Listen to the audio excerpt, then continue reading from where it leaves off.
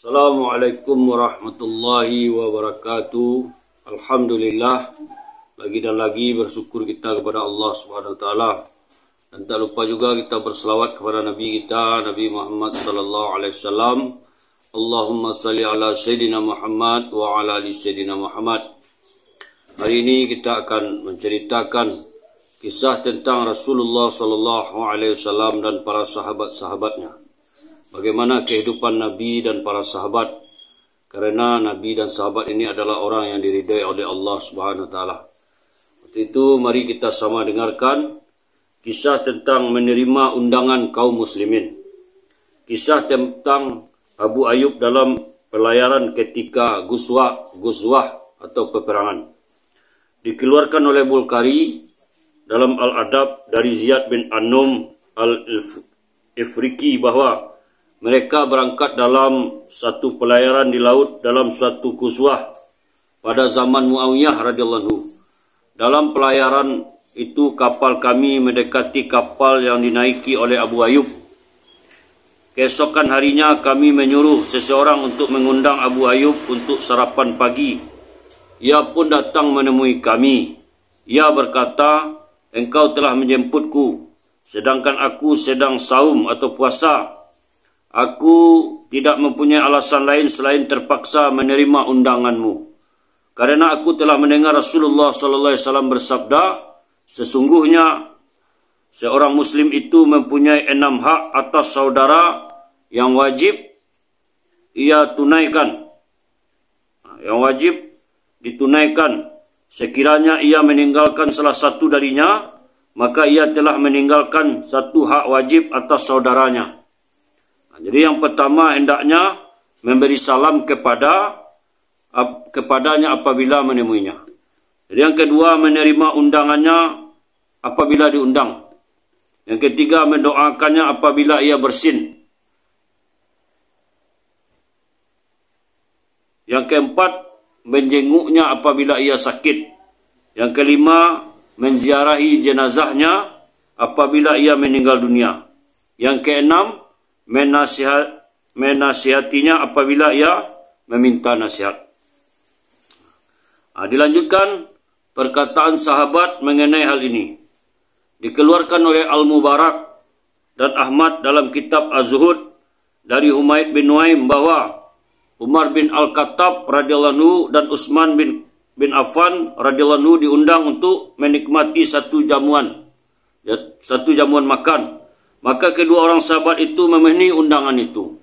Ketika mereka pulang dari menghadiri jamuan itu, Umar berkata kepada Utsman, "Aku telah memenuhi undangannya, namun aku lebih suka sekiranya aku tidak memenuhi undangan mereka itu." Mendengar perkataan itu, Utsman bertanya, "Apa sebabnya?" Umar berkata, "Aku khawatir sekiranya jamuan itu diadakan untuk unjuk gigi atau untuk pamer." Dikeluarkan oleh Ahmad dalam Az-Zuhud dari Utsman bin Affan radhiyallahu anhu bahwa Al-Mughirah bin Syu'bah radhiyallahu anhu menikah.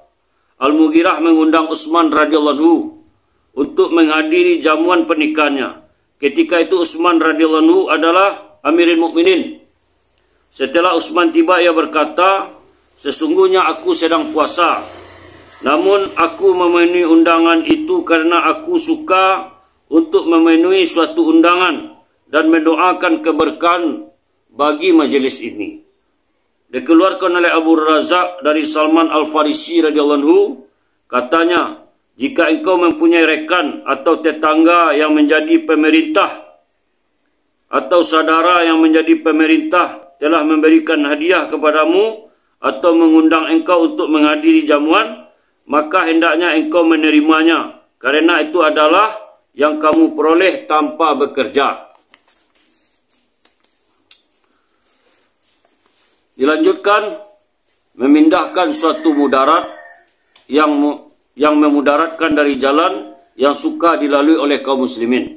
Memindahkan sesuatu yang memudaratkan dari jalan yang suka dilalui oleh kaum muslimin. Kisah yang pertama, kisah Maqdal Al-Muzani dengan Muawiyah bin Qurrah.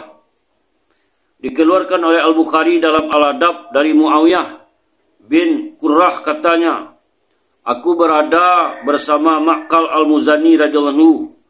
Aku melihat Ma'qal memindahkan benda-benda yang bisa mendatangkan mudarat dari jalan yang kami lalui.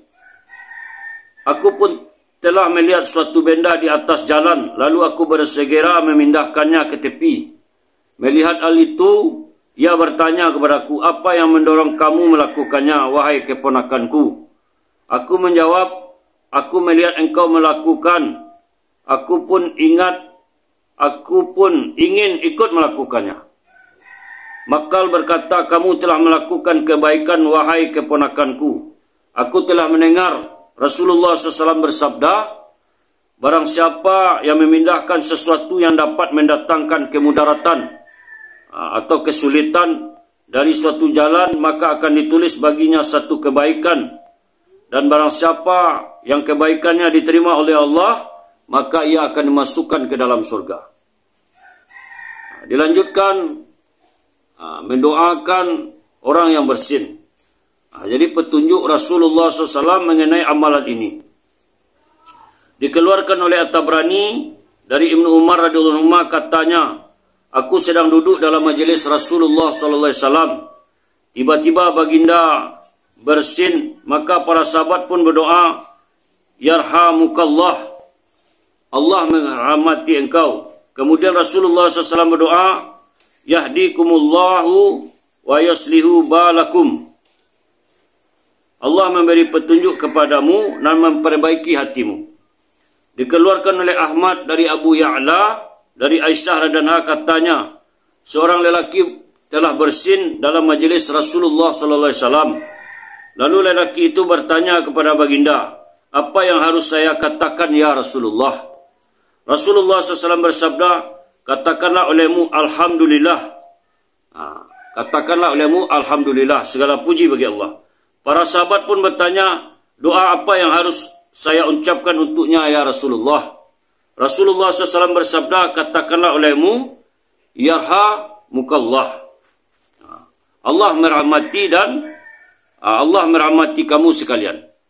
Kemudian lelaki itu bertanya lagi, jadi apa yang harus dikatakan kepada mereka ya Rasulullah? Rasulullah SAW menjawab, yahdikumullahu wa yuslihu balakum. Yahdikumullahu wa yuslihu balakum. Allah memberi petunjuk kepadamu dan memperbaiki hatimu.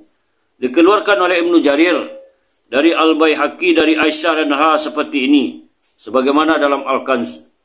Dikeluarkan oleh At-Tabrani dari Ibnu Mas'ud radhiyallahu anhu, katanya, Rasulullah SAW mengajari kami, jika salah seorang dari kami bersin, maka hendaklah kami mendoakan untuknya. Dalam riwayat At-Tabrani juga katanya, Rasulullah SAW telah mengajari kami, jika salah seorang dari kami bersin, hendaknya ia berdoa, Alhamdulillahirabbil alamin. Segala puji bagi Allah, pemilik sekalian alam. Apabila ia selesai berdoa, hendaknya orang yang mendengar doanya itu berdoa, yarhamukallah, Allah merahmati kamu. Kemudian hendaknya orang yang telah bersin itu berdoa, yaghfirullaha li wa lakum, Allah mengampuniku dan kalian semua. Dikeluarkan oleh Ibnu Jarir dari Ummu Salamah. Ummu Salamah berkata, seorang lelaki telah bersin di dekat rumah Rasulullah SAW. Lalu lelaki itu berkata, Alhamdulillah, segala puji bagi Allah. Mendengar doa lelaki itu, Rasulullah SAW berdoa, yarhamukallah, Allah merahmatimu.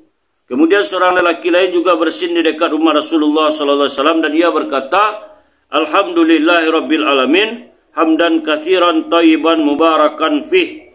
Segala puji bagi Allah, pemilik sekalian alam, dengan puji-pujian yang banyak dan diberkati kepadanya. Kemudian Rasulullah SAW bersabda, orang yang kedua memperoleh kebaikan 10 kali lipat dibandingkan dengan orang yang pertama. Jadi alhamdulillah, itulah kisah tentang perintah Rasulullah SAW untuk mendoakan orang yang bersin dan perintah Rasulullah, akhlak Rasulullah kepada sahabat bagaimana memindahkan sesuatu yang memudaratkan atau mencelakai orang yang suka dilalui, jalan yang disukai, yang suka dilalui oleh kaum muslimin. Semoga apa-apa yang kita dengar, bagaimana kita niat untuk mengamalkan dan menyampaikan kepada orang lain. Kita tutup majlis dengan doa, subhanallah wa bihamdihi, subhanallah wa bihamdika, asyhadu an la ilaha illa anta, astaghfiruka wa atubu ilaik. Assalamualaikum warahmatullahi wabarakatuh.